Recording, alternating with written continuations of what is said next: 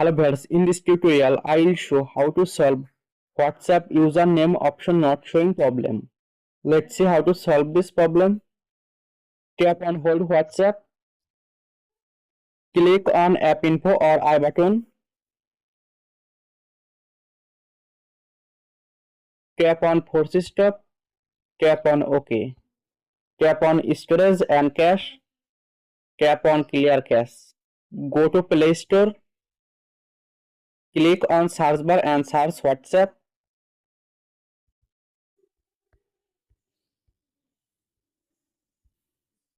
Update WhatsApp app if available Play Store or App Store and go to WhatsApp.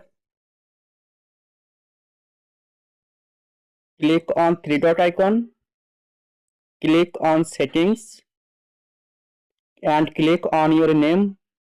Now WhatsApp username option showing.